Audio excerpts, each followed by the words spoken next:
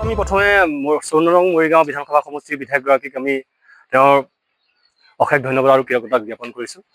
আমি এইবাৰ নতুনকৈ চৌনৰং মৰিগাঁও বিধানসভা সমষ্টি আমি নতুনকৈ অন্তৰ্ভুক্ত হৈছোঁ। সমষ্টি পুনৰ নিৰ্ধাৰণ হোৱাৰ পিছত আমি আজিলৈকে তেখেতক আমি ভোট দি পোৱা নাই, বিশেষকৈ বিধানসভা নিৰ্বাচনত। আৰু তেখেতে আমি ভোট নিদিয়াকৈ আমাৰ আজি ধৰক এই অঞ্চলৰ ৰাইজৰ যথেষ্ট উন্নতি কৰিছে। সেইকাৰণে তেখেতক পুনৰবাৰ আমি বগৰীগুৰি ৰাইজৰ হৈ পুনৰবাৰ ধন্যবাদ জ্ঞাপন কৰিছোঁ। এতিয়া কথাটো হ'ল কি, এটা নিউজ পৰ্টেল চেনেলে কি কৰিছে, মানে বগৰীগুৰি বুলি এটা নিউজ উলিয়াইছে যে বগৰীগুৰিত নামটো আছে, কাগজে কলমে নামটো হৈ আছে বগৰীগুৰি বুলি, কিন্তু তাত নামঘৰ নাই। আচলতে সেই এটা প্ৰিণ্টিং মিষ্টেকৰ কাৰণে সেইটো হৈছে, আমি তেনেকৈ অনুভৱ কৰিছোঁ। কাৰণ বগৰীগুৰি কেইবাখনো থাকিব পাৰে। তেওঁ কৈ আছে এখন বগৰীগুৰিৰ কথা। মৰিগাঁও সমষ্টিটোত বগৰীগুৰি বহুতকেইখন থাকিব পাৰে। তাৰে এখন বগৰীগুৰি আমাৰ এখন নতুনকৈ অন্তৰ্ভুক্ত হৈছে পাৰঘালী গাঁও পঞ্চায়তৰ অধীনৰ। আৰু পাৰঘালী গাঁও পঞ্চায়তৰ অধীনৰ এই বগৰীগুৰিত বৰ্তমান অসম দৰ্শনৰ যি আবণ্টিত ধনৰাশি, সেই ধনৰাশিৰ প্ৰথম কিস্তি ধনৰাশিৰ কাম ইতিমধ্যে আপোনালোকে দেখিছে চলি আছে।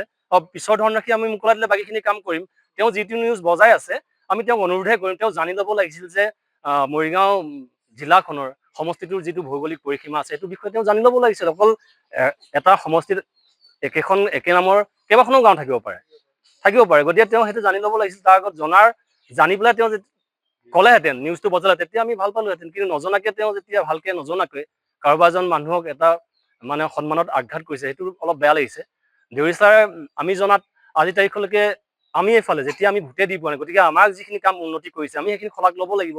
তেওঁ বিভিন্ন ধৰণৰ আজি অনুষ্ঠানৰ বুলিয়ে নহয়, ব্যক্তিগত ঘৰৰ আমি দেখা পাওঁ, মানে পাৰঘালী এই অঞ্চলত আমি ব্যক্তিগত যাৰ কোনোবা মানুহ আত্মীয় ঢুকাবলৈ দহা কাম পাতিবলৈ যাৰ হাতত পইচা নাথাকে, তেনেকুৱা মানুহকো তেওঁ যথেষ্ট পইচা পাতি দি সহায় কৰা আমি মানে দেখা পাব, শুনিব পাইছোঁ। আজি তেখেতসকল হয়তো বিভিন্ন কামত যাব লগা হোৱাৰ কাৰণে আমাৰ মাজত উপস্থিত থাকিব পৰা নাই। গতিকে আমি কৰজোৰে সেই যিটো চেনেলে বজাইছে, আমি কৰজোৰে অনুৰোধ জনাইছোঁ যাতে তেওঁলোকে তেনেকুৱা এটা চেনেলত এটা মিছা বাতৰি সম্প্ৰচাৰ যাতে নকৰে। কাৰণ